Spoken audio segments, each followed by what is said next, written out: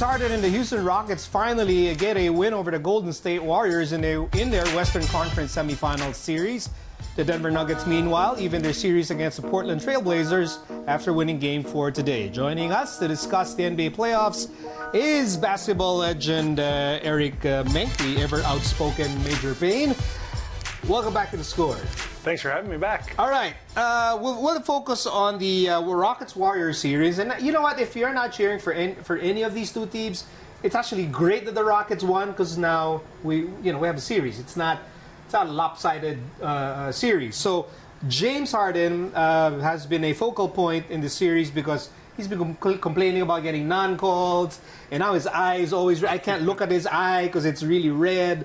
But your thoughts on how James Harden has dealt with this Warriors defense in this series? Well, I think it's been very tough going for him, with the exception of last game. The first two games, he had the problem with his eye, and Golden State traditionally plays really good defense against him. So he's a very good player that depends on getting the calls and also shooting at an efficient rate.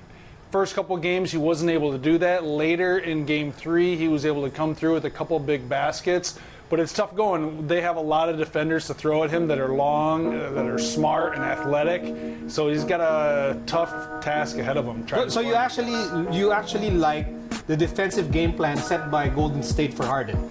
I do. They have Iguodala starts out on him, but then when they switch Klay Thompson out on him, they switch Draymond Green out on him, they switch Kevin Durant out on him. Those guys are very good defenders, and they know how to play him. They know he's looking to shoot his step-back jump shot, so they get up on him, and they have a lot of help behind them. Now, you wanted to make sure that we discuss Eric Gordon in this segment. You were adamant about making sure we have time for Eric Gordon. Why?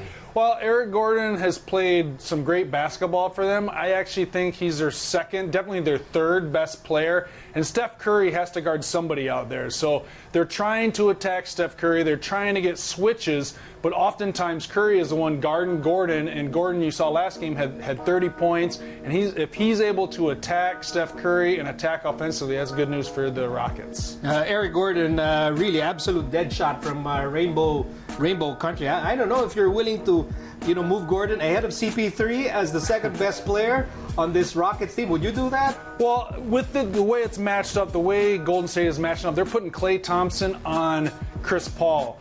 I do not like that matchup for Houston, considering the size difference and the age difference. But I would attack Eric Gordon going against Steph Curry much more than I would attack CP3. Speaking of Steph Curry, we have the numbers of Steph. His shooting field goal numbers, his three-point numbers. We'll put it and flash it so you can see it. What is happening with Steph Curry in this series? I think that's the big question for everyone involved, especially if you're a Warriors fan. You'd like to see him get on track. We know he's a very skilled player, and considering his build, all things kind of have to be aligned for him. He's had an ankle issue. He hurt his hand in Game 2. We don't know how much that is affecting him, but something is definitely off with Steph Curry. And for Golden State to get going, really clicking on all cylinders, he's going to have to pick up his production and efficiency. And make his dunks. Yeah, that would be nice. That was a weird play. When he missed his dunk, how did you react? I was shocked that he tried to dunk in that situation. He's not known as a dunker, and when he missed, it was shocking. And then I had to catch up with the fact that Golden State didn't foul on that last possession. So it was a very strange ending to Game 3. What is not strange has been KD's performance. I've seen tweets from very credible people in the NBA saying that KD is not the best player in the NBA with how he's been playing. Your thoughts? I agree with that. I mean, he has to follow through with this playoffs. If they are to win the title, I would agree with that. Right now, the way he's playing, he's certainly carried them through the first round and a half. But he's unstoppable. That's why there's a handful of guys that are very coveted when they become a free agent. There's been a lot of talk with Kevin Durant, and he's showing why. He gives you an advantage every time down the court and in every game. Are you a Knicks fan? No, I am not a Knicks fan. I do not want to see him go to the New York Knicks. Why not? They've just been so bad. They don't deserve a talent like Kevin Durant. They don't deserve Kevin Durant? They don't. They need someone like Kevin Durant. They definitely need something there, that's for sure. Wouldn't you want to see an NBA State that has Golden State without Kevin Durant. I for sure would like to see that, just to level the playing field a little bit. And I also miss the old Splash Brothers Warriors when it was Clay and Draymond and Steph Curry. Those guys were making 73 wins, and Curry was the MVP. I like that world, so I'd like to see that back for a couple more years. Well, you know what? Since we have time remaining, where should KD go? If you don't want him to go to the Knicks, and Knicks fans are now upset with you, where should KD go after this season? Oh, well, there's a lot of... I wouldn't mind seeing him play for the Clippers. I want him to take over and Los now Laker Angeles. fans are mad at yes, bring it on, bring it on. I want to see him rival LeBron James in Los Angeles, play for the Clippers. They have a nice team, and I wouldn't mind him going to Brooklyn. There, he'd be in New York. They have a nice up and coming team. So I'd like to see him go to a team that's on the rise. Provide guidance to D'Angelo Russell. yes. Veteran guidance. Thank you very much, Major Payne, for helping us out today. Thanks for having me.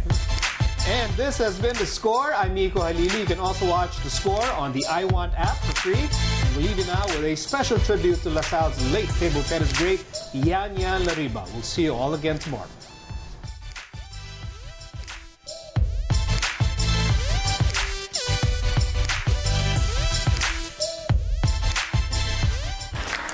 The De La Salle University immortalizes the legacy of late table tennis Olympian Yan Lariba with a jersey retirement ceremony. Lariba's jersey now hangs alongside other DLSU greats like Lim Beng Eng, Kurt Bachman, Rena Nitualo, and Manila Santos, after being the first Filipina table tennis Olympian. The event comes 8 months after she passed away due to acute myeloid leukemia. Yun ang pag natatandaan ko si Yan.